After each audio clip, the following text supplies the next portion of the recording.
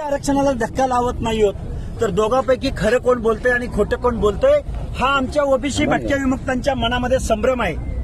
या प्रश्नाचं उत्तर या शासनानं द्यावं म्हणून आम्ही उपोषण केलंय आणि आता आम्ही सगळ्या आमच्या ऊर्जा स्थळांना भेटी देतो आहोत. काल सिंदखेड राजाला गेलो, पोहरा देवीला गेलो, आता आम्ही गोपीनाथगडावर जात आहोत, संध्याकाळी आम्ही भगवानगडावर जात आहोत, उद्या पुण्यश्लोक अहिल्यादेवी होळकरांच्या चौंडी गावी जात आहोत, पुन्हा आम्ही पश्चिम महाराष्ट्रातल्या ऊर्जा स्थळावर जात आहोत. 18 पगड जातीची आम्ही युनिटी करत आहोत. आम्ही सगळ्या लोकांना एकत्र घेत आहोत आणि खरा महाराष्ट्र हा आहे. कुठल्या एका जातीची मक्तेदारी या महाराष्ट्रात नाही.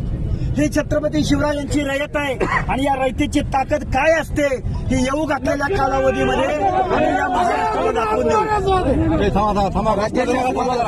या संदर्भात राज्य शासनाला तुम्ही अंतिम इशारा काय देऊ इच्छिता? या शासनाला आमची कळकळीची विनंती आहे, या बोगस नोंदी तात्काळ रद्द झाल्या पाहिजेत. दुसरी मागणी सगळ्या सोयऱ्यांचा अध्यादेश जर या शासनाने आणला तर महाराष्ट्रातला 60% ओबीसी बांधव रस्त्यावर उतरले वाचून राहणार नाही. ओबीसीच्या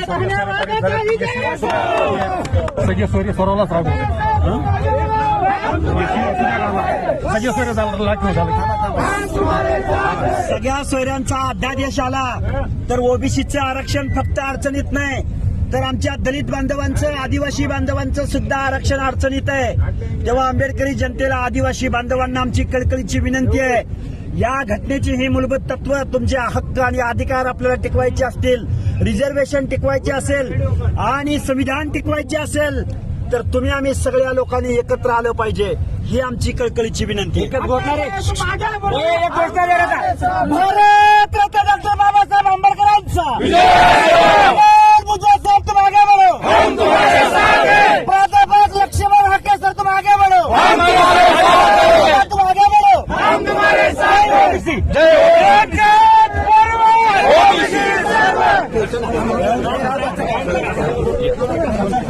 साहेब सर भेटून जा.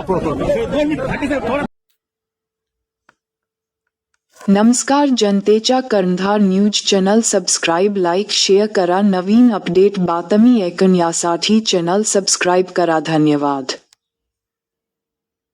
नमस्कार, जनतेच्या कर्णधार news channel subscribe, like, share करा. नवीन अपडेट बातमी ऐकण्यासाठी चॅनल सबस्क्राईब करा. धन्यवाद.